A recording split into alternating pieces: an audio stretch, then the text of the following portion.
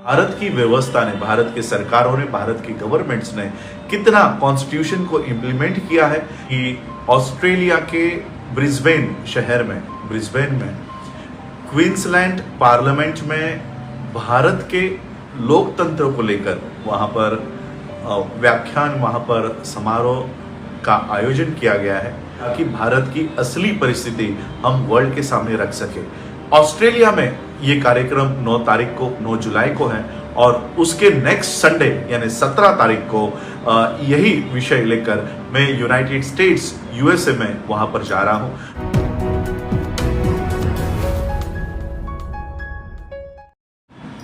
नमो बुद्धाय, जय भीम।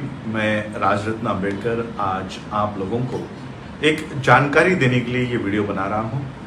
जानकारी ये है कि ऑस्ट्रेलिया के ब्रिस्बेन में क्वींसलैंड पार्लियामेंट में भारत के लोकतंत्र को लेकर वहाँ पर व्याख्यान, वहाँ पर समारोह का आयोजन किया गया है और उस व्याख्यान के लिए मैं वहाँ पर जा रहा हूँ।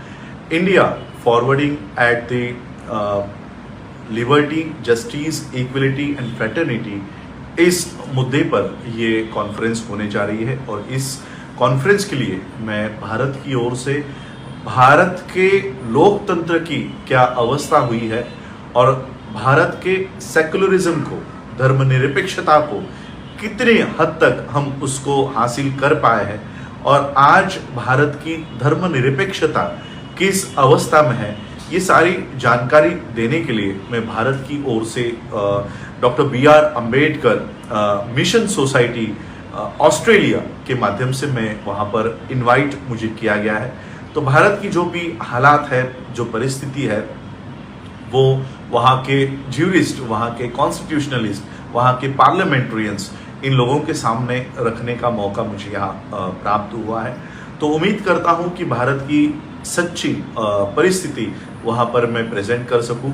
और 9 जुलाई को, आने वाले 9 जुलाई को ये कार्यक्रम होने जा रहा है और बाबा साहब अम्बेडकर जी की जयंती इस माध्यम से वहाँ पर मनाई जा रही है कि जितने भी वर्ल्ड के जितने भी कॉन्स्टिट्यूशन है जो लोकतंत्र पर आधारित है और भारत का कॉन्स्टिट्यूशन जो लोकतंत्र पर आधारित है, कितनी प्रगति हमने इस लोकतंत्र के माध्यम से की है और भारत की व्यवस्था ने, भारत के सरकारों ने, भारत की गवर्नमेंट्स ने कितना कॉन्स्टिट्यूशन को इम्प्लीमेंट किया है, कितना इसका इस्तेमाल भारत के लोगों के लिए हुआ है और आज इस संविधान की क्या अवस्था है, ये सारा पेपर प्रेजेंटेशन मैं वहाँ पर करूँगा और इसमें मुझे यूके के अम्बेडकराइट्स काफ़ी हद में मदद कर रहे हैं ताकि भारत की असली परिस्थिति हम वर्ल्ड के सामने रख सके।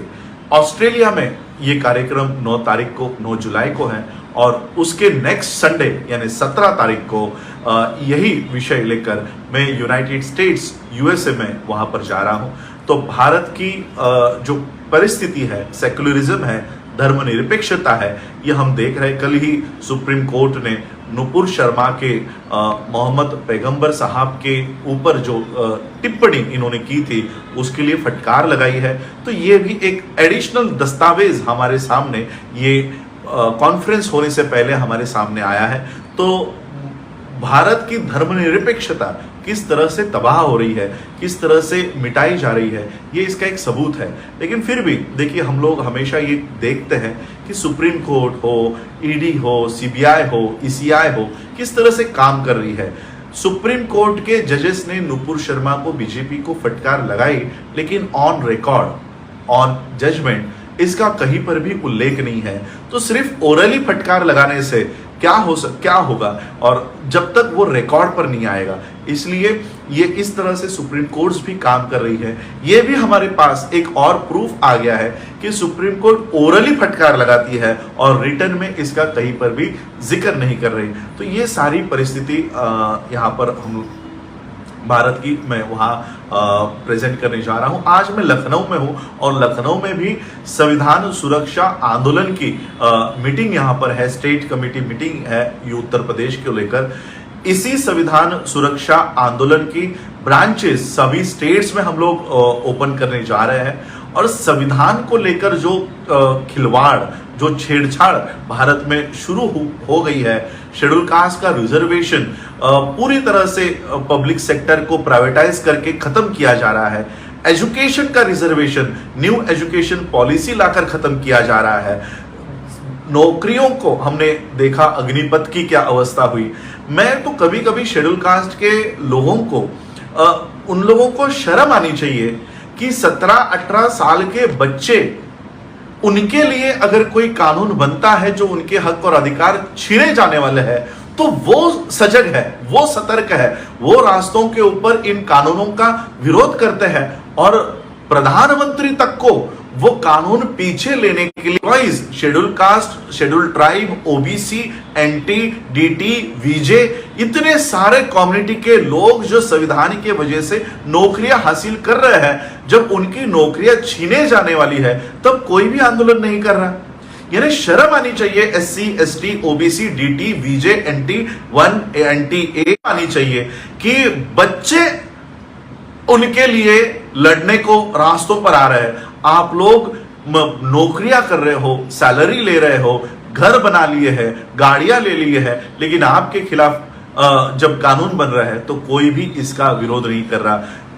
किसानों ने उनके खिलाफ बने हुए कानून को पीछे हटवाया, विद्यार्थियों ने उनके खिलाफ बने हुए कानूनों को के लिए बनने वाले कानून को पीछे नहीं हटा रहे। और इसलिए संविधान सुरक्षा आंदोलन के माध्यम से जहां कई लोगों के हक और अधिकार के खिलाफ जो काम हो रहा है, उसके लिए संविधान सुरक्षा आंदोलन देश भर में, विदेश में भी अपनी आवाज वहां पर उठाए, इस तरह से काम हम कर रहे हैं। जो भी लोग संविधान सुरक्षा आंदोलन से जुड़ना चाहते हैं वो जुड़े।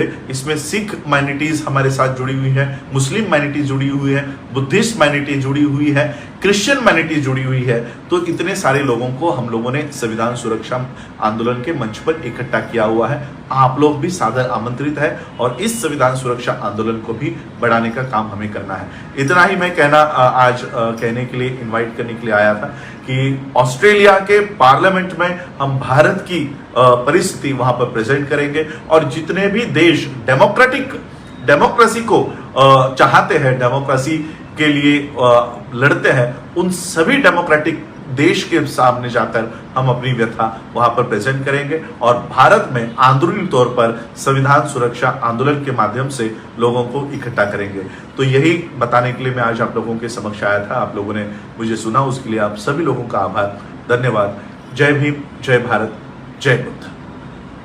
बहुजन विचारधारा को घर घर तक पहुंचाने के लिए हमारे YouTube चैनल को सब्सक्राइब करें, लाइक करें, कमेंट करें, शेयर करें और बेल आइकन की घंटी दबाना ना भूलें।